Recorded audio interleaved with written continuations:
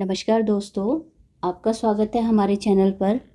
कहानियों की श्रृंखला को आगे बढ़ाते हैं और आज सुनते हैं ममता कालिया जी की लिखी कहानी अपत्नी। तो चलिए चलते हैं कहानी की ओर। हम लोग अपने जूते समुद्र तट पर ही मैले कर चुके थे। जहाँ ऊंची ऊंची सूखी रेत थी उसमें चले थे और अब हरीश के जूतों की पॉलिश वो मेरे पंजों पर लगी क्यूटेक्स धुंधली हो गई थी।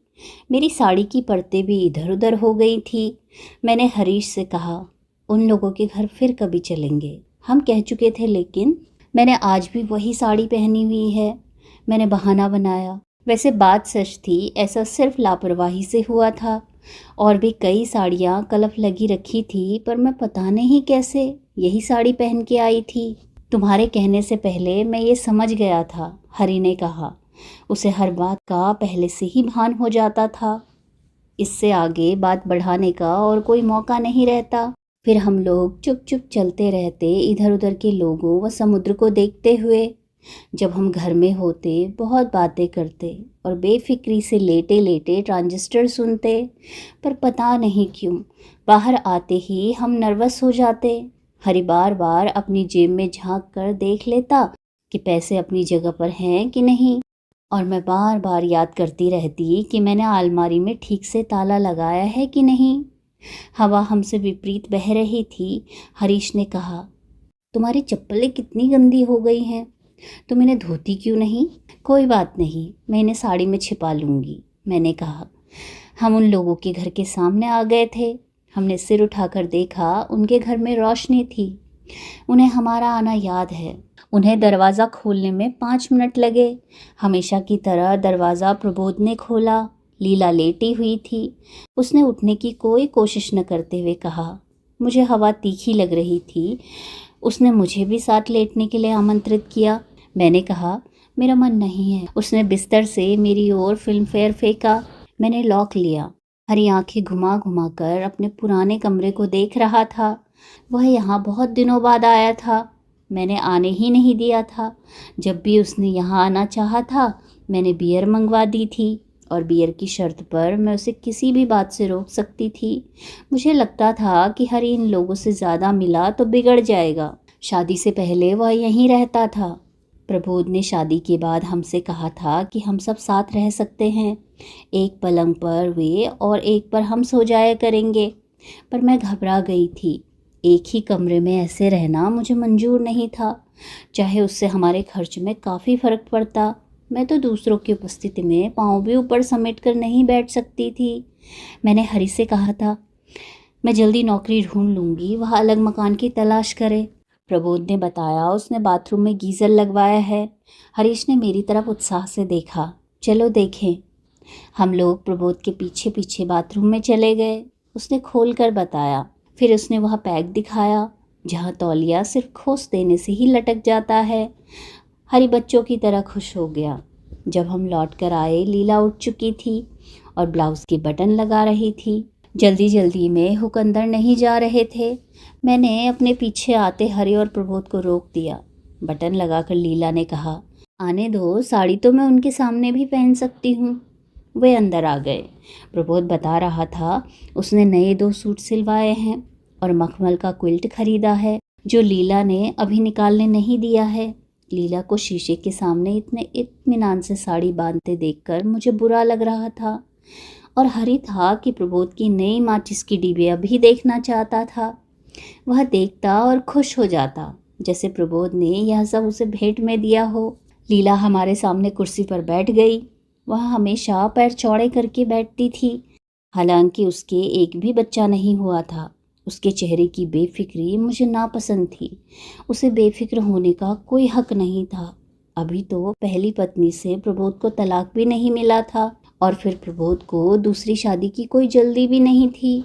मेरी समझ में लड़की को चिंतित होने के लिए यह पर्याप्त कारण था। उसे घर में कोई दिलचस्पी नहीं थी। उसने कभी अपने यहाँ आने वालों से ये भी नहीं पूछा कि वे लोग क्या पीना चाहेंगे। बस वह तो सोफे पर पाँव चौड़े करके बैठ जाती थी। हर बार प्रबोध ही रसोई में जाकर नौकर को हिदायत देता था, इसलिए बहुत बार जब हम चाय की आशा करते होते थे, हमारे आगे अचानक लेमन स्क्वैश आ जाता था। नौकर स्क्वैश अच्छा बनाने की गर्ज से कम पानी ज़्यादा सिरप डाल लाता था। मैं इसलिए स्क्वैश ख़त्म करते ही मुंह में जिंतान की एक गोली डाल लेती थी। प्रबोध ने मुझसे पूछा, कहीं अप्लाई कर रखा है? नहीं, मैंने कहा। ऐसे तो तुम्हें कभी नौकरी नहीं मिलनी। तुम भवन वालों का डिप्लोमा ले लो और लीला की तरह काम शुरू करो। मैं चुप रही। आगे पढ़ने का मेरा कोई इरादा नहीं था, बल्कि मैंने तो बीए भी रो रो कर किया है। नौकरी करना मुझे पसंद नहीं था, वह तो मैं हरि को खुश करने के लिए कह देती थी कि उसके दफ्तर जाते ही मैं रोज़ आवश्यकता है कॉलम ध्यान से पढ़ती हूँ और नौकरी करना मुझे थ्रिलिंग लगेगा। फिर जो काम लीला करती थी उसके बारे में मुझे शुबहा था। उसने कभी अपने मुंह से नहीं बताया कि वह क्या करती थी। हरि के अनुसार ज़्यादा बोलना उसकी आदत नहीं थी, पर मैंने आज तक किसी वर्किंग गर्ल को इतना चुप नहीं देखा था। प्रबोध ने मुझे कुरेद दिया था। मैंने भी कुरेदने की गर्ज से कहा, सूट क्या शादी के लिए सिलवाए हैं? प्रबोध बिना झेपे बोला, शादी में जरीदार अचकन पहनूंगा और सन एंड सैंड में दावत दूंगा, जिसमें सभी फिल्मी हस्तियां और शहर के व्यवसायी आएंगे। लीला उस दिन इम्पोर्टेड विग लगाएगी और रूबीज पहनेगी। लीला विग लगाकर चौड़ी टांगे करके बैठेगी। यह सोचकर मुझे हंसी आ गई। मैंने कहा, शादी तुम लोग रिटायरमेंट के बाद करोगी क्या? लीला अब तक सुस्त हो चुकी थी। मुझे खुशी हुई जब हम लोग आए थे। उसे डनलप के बिस्तर में दुब के मुझे कुछ ईर्ष्या हो रही थी। इतनी साधारण लड़की को प्रबोध ने बांध रखा था, यह देखकर आश्चर्य होता था।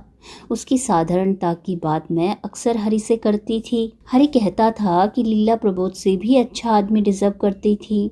फिर हमारी लड़ाई हो जाया करती थी। मुझे प्रबोध से कुछ लेना देना नहीं था। शायद अपने नितांत अकेले और ऊबे क्षणों में भी मैं प्रबोध को ढील न देती, पर फिर भी मुझे चिढ़ होती थी कि उसकी पसंद इतनी सामान्य है। प्रबोध ने मेरी ओर ध्यान से देखा। तुम लोग सावधान रहते हो ना? मुझे सवाल अखरा। एक बार प्रबोध के डॉक्टर से मदद लेने से ही उसे यह हक महसूस हो, मैं यह नहीं चाहती थी, और हरीश था कि उसकी बात का विरोध करता ही नहीं था। प्रबोध ने कहा, आजकल उस डॉक्टर ने रेट बढ़ा दिए हैं। पिछले हफ्ते हमें 1,500 देना पड़ा। लीला ने सकुचाकर 1 मिनट के लिए घुटने आपस में जोड़ लिए। हरी मुस्कुरा दिया। उसने लीला से कहा, आप लेटिए, आपको कमज़ोरी महसूस हो रही होगी। नहीं, लीला ने सिर हिलाया। मेरा मूड खराब हो गया। एक तो प्रबोध का ऐसी बात शुरू करना ही बदतमीजी था, ऊपर से इस संदर्भ में हरि का लीला से सहानुभूति दिखाना तो बिल्कुल नागवार था। हमारी बात और थी, हमारी शादी हो चुकी थी, बल्कि जब हमें ज़रूरत पड़ी थी तो मुझे सबसे पहले लीला का ध्यान आया था। मैंने हरि से कहा था, चलो लीला से पूछें, उसे ऐसे ठिकाने का ज़रूर पता होगा। लीला मेरी तरफ देख रही थी। मैंने भी उसकी तरफ देखते हुए कहा, तुम तो कहती थी कि तुमने मंगलसूत्र बनाने का ऑर्डर दिया है।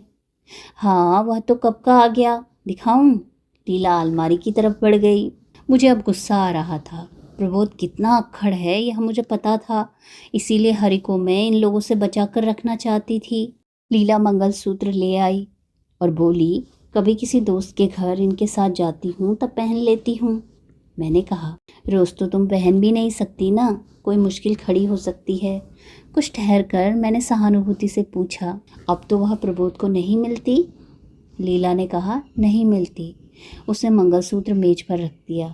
प्रबोध की पहली पत्नी इसी समुद्र से लगी सड़क के दूसरी मोड़ पर अपने चाचा के यहाँ रहती थी। हरि ने मुझे बताया था, शुरू शुरू में जब वह प्रबोध के साथ समुद्र पर घूमने जाया करता था, उसकी पहली पत्नी अपने चाचा के घर की बालकनी में खड़ी रहती थी और प्रबोध को देखते ही होंठ दांतों में दबा लेती थी। फिर बालकनी में ही दीवार से लगकर बाहों में सिर छिपाकर रोने लगती थी। जल्दी ही उन लोगों ने उस तरफ जाना छोड़ दिया था। प्रबोध ने बात का आखिरी टुकड़ा शायद सुना हो, क्योंकि उसने हमारी तरफ देखते हुए कहा, गोली मारो मनहूसों को। इस समय दुनिया के सबसे दिलचस्प विषय पर हम बात कर रहे हैं। क्यों हरि, तुम्हें यह तरीका पसंद आया? हरि ने कहा, पर यह तो बहुत भुलक्कड़ है, इसे तो रात को दांत साफ करना तक याद नहीं रहता।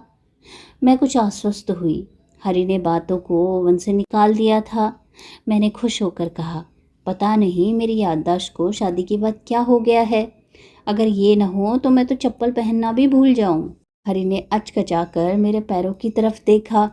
वादे के बावजूद मैं पाँव छिपाना भूल गई थी। उठते हुए मैंने प्रबोध से कहा, हम लोग बड़ट्रोली जा रहे हैं, आज स्पेशल सेशन है, तुम चलोगे? प्रबोध ने लीला की तरफ देखा और कहा, नहीं, अभी से नाचने में तकलीफ होगी। तो मित्रों, बहुत बहुत धन्यवाद इस कथा को सुनने के लिए। यदि आपको कहानियाँ पसंद आ रही हैं और मेरे द्वारा किया गया वाचन भी अच्छा लग रहा है तो कृपया चैनल को सब्सक्राइब कीजिएगा और वीडियोस को लाइक और शेयर भी कीजिएगा। मिलते हैं अगली कहानी में। धन्यवाद।